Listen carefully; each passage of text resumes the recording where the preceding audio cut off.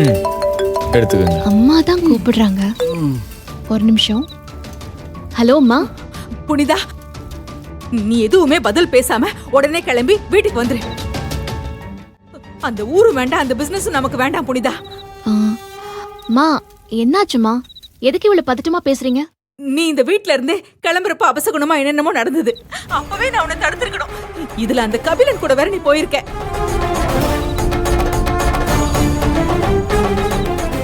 எனக்கு மனசே சரியில்லைம்மா. மா, அதுக்கும் நீங்க பதட்டமா பேசுறதுக்கும் என்னமா காரணம்? புனிதா, உனக்கு இங்க நடக்கிறது எதுவுமே தெரியாது. எவனோ ஒருத்தன் போன் பண்ணி மிரட்டுறாமா. ஏதோ ஏற்காட்டுல தண்டபாணின்னு யாராவது இருக்காங்களா? ஆல்ரெடி எவனோ ஒருத்தன் போன் பண்ணி என்னென்னமோ சொல்லி மிரட்டுறான் புனிதா.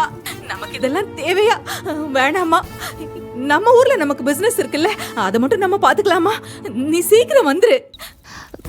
மா, நீங்க பயப்படுற அளவுக்கு அந்த தண்டபாணி ஒண்ணும் அவ்வளவு பெரிய ஆள்லாம் இல்லம்மா.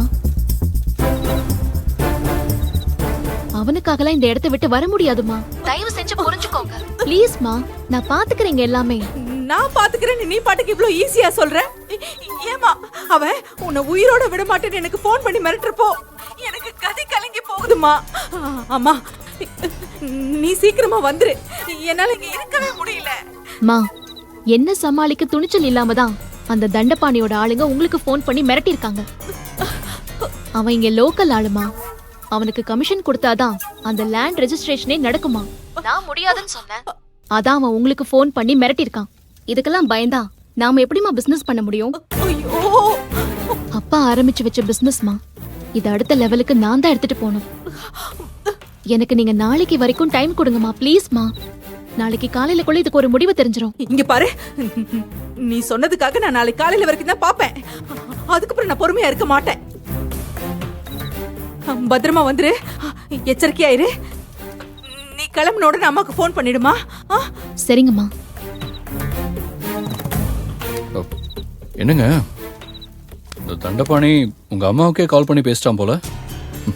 நீங்க பேசும்போதே நான் புரிஞ்சுக்கிட்டேன் புனிதா. அந்த தண்டபாணியோட ஆளுதான் அம்மாவுக்கு போன் பண்ணி என்ன கொலை பண்ணிடுவேன்னு சொல்லி மிரட்டியிருக்கான்.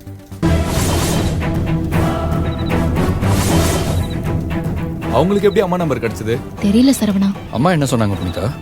இதெல்லாம் கேள்விப்பட்டதுக்கு அப்புறம் அம்மா என்ன சொல்லுவாங்க கபிலன்? உடனே கிளம்பி வான்னு சொல்லிட்டாங்க.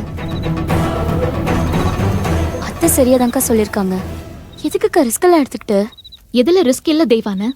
இந்த ஊர்ல பிசினஸ் தொடங்கறதுக்கு நான் எவ்வளவு பிளான் பண்ணிருக்கேன் தெரியுமா? ஒரு ஸ்டெப் தான் எடுத்து வச்சிருக்கேன்.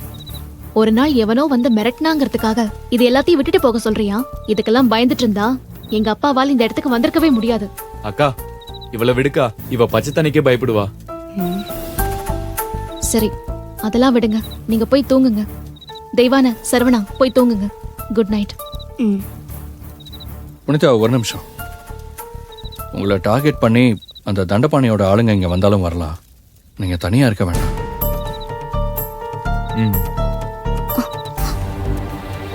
தெய்வான உங்க கூட இருப்பாக்கா.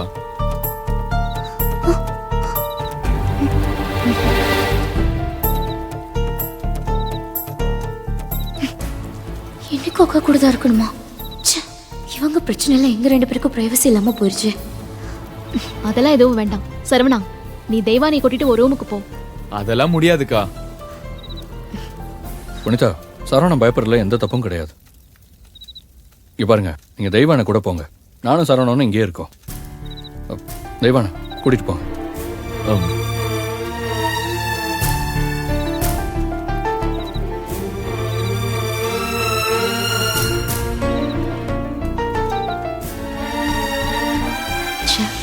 எனக்காக நீங்க எவ்வளவு யோசிக்கிறீங்க கபிலன்.